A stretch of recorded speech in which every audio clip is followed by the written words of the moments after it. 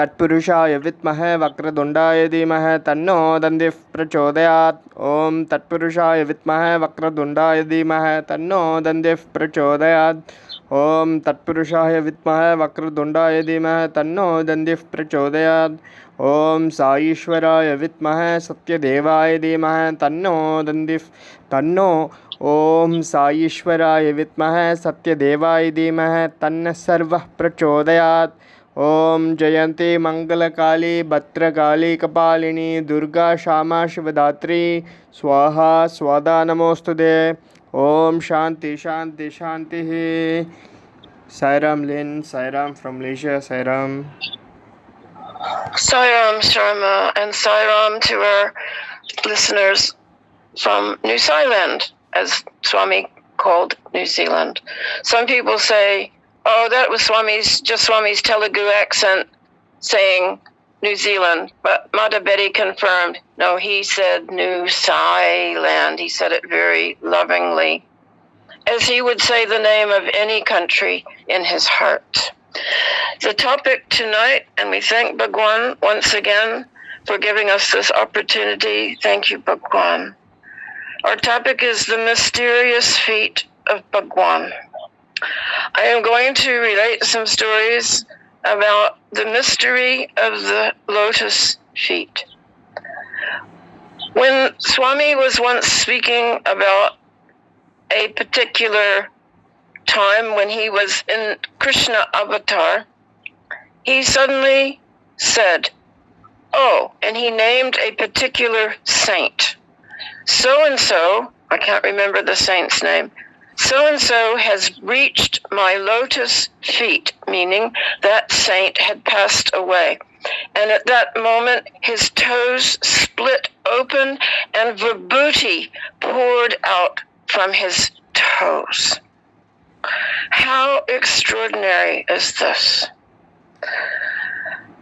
Another thing that I will relate is a large photo of his feet that is here in New Zealand. It is quite a large photo. I would say it is about 1 foot high, maybe by 2 feet across. That is simply of his lotus feet wearing the padukas, and out of 1 foot is pouring haldi, healing turmeric, and out of the other foot on the photo is pouring his divine vibhuti.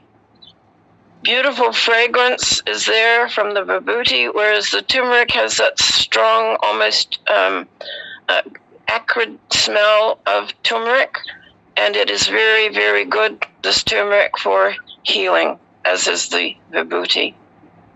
In fact, Swami had said that this turmeric, all that is needed is enough to cover the head of a pin for it to be effective.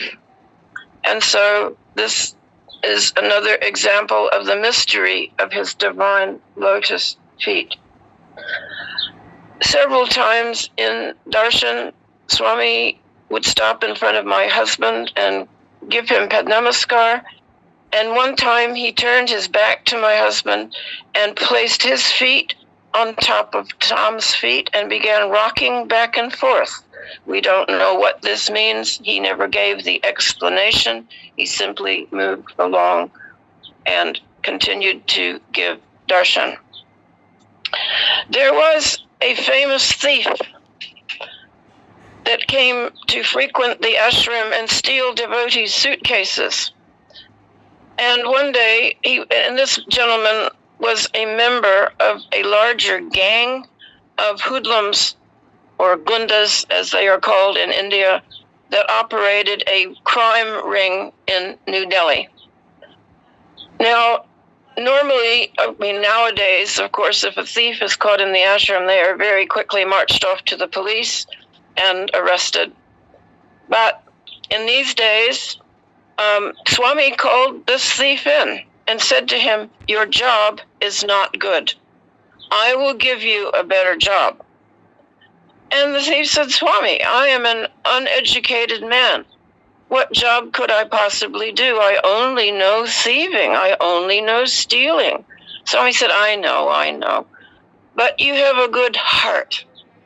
Now, This is very interesting because Swami recognized that this man was one of the 4 kinds of bad, and the 4th kind is the man who has a good heart but is corrupted by his peers.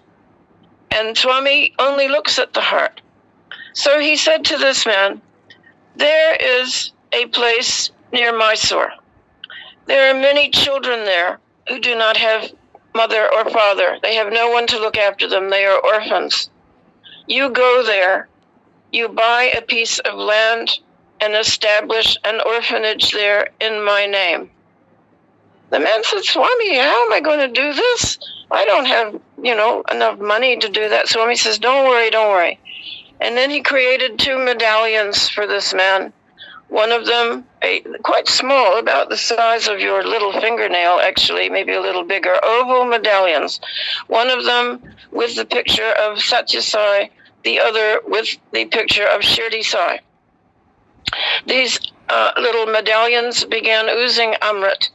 Swami said, you take these to that place, you will find a pair, you will find a sign from me on the banks of the Calvary River, and that is the place where you are to found this orphanage. And whether or not he gave the man enough money to go and begin this project, that part I do not know. This is what the man related to me. He later became like a priest. But anyway, he went to this location that Swami told him. He was just searching on the banks of the Calvary River, just where the bridge is at Sri Rangapatna before you enter Mysore. And to his astonishment, he found a mysterious pair of stone feet, the holy feet of Bhagavan. They were oozing a mysterious orange-colored, fragrant oil. And I am supplying a photograph of these feet for this talk. Sharma will place it on the thumbnail. The man saw these feet and he realized this is the place. A plinth or a pedestal was built not far from where the feet were found, with a roof over its open air plinth tiled, and a wooden cover is there with a carving on top of it of the lotus feet, which covers the feet. You can remove that cover, dip your handkerchief, take a clean handkerchief and wipe the feet and absorb this fragrant orange oil. You do not eat it or taste it, but the air all around these feet is fragrant with the smell of divinity. We have taken many people to see this aspect and visit the Divine Orphanage. It is the Sri Sathya Sai Orphanage in Sri Rangapatna. The gentleman's name was Mr. Halagappa. He passed away some years ago. But you see, people came to see the prayer room of the orphanage, and he took in many, many children. And of course, he gave out this, he let you hold the medallions in your hand, and you could watch the Amrit pooling in your hand. There was a donation box there in the ashram. You were never asked to give donations, but of course people were so overwhelmed by this divine miracle that they freely gave donations, and this is what maintained the orphanage for many years. When we were going, we would take our groups there. Mata Betty also insisted that we all go to see these divine miracles of the medallions. After Mahasamadhi, I understand that the medallions have been repatriated to Shirdi, and they are there to this day. I do not have any details, but I still have a handkerchief that I dipped in the divine oil, and it still smells beautiful after 16 years. It still smells divine. Again, this is a inexplicable miracle of Bhagavan. How he can materialize a pair of stone feet. We don't even know what material these feet are made of. I can say that it is like a dark gray, black, brown color, and the orange oil exudes from mostly between the toes. And they are still there. If you take that journey from Bangalore, it takes about 3 hours in the taxi on the Bangalore-Mysore highway. The taxi drivers all pretty much know where Srirangapatna is. And there is a bonus as you there is a stop between Bangalore and Mysore. It is the toy town of Karnataka, where beautiful toys are made for children out of wood. It is a folk art, and we used to always stop there and get some toys for the children at the orphanage. I hope you have enjoyed these few stories of the endless glory and magnificence of the lotus feet.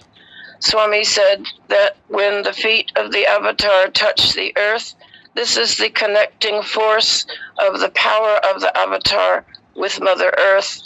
They are the point of supreme power, and to worship the feet, to cling to the feet, to hold on to the feet for dear life is one of the purest and most sattvic sadhanas one can do.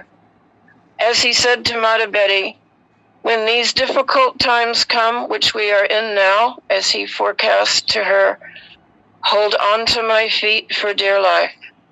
These things have to happen before the golden age can begin. He was referring to epidemics, climate change, earth changes, mental distress and despair, much viruses, pandemics, all known, man-made institutions, associations, corporations will begin to fall apart and no longer function properly.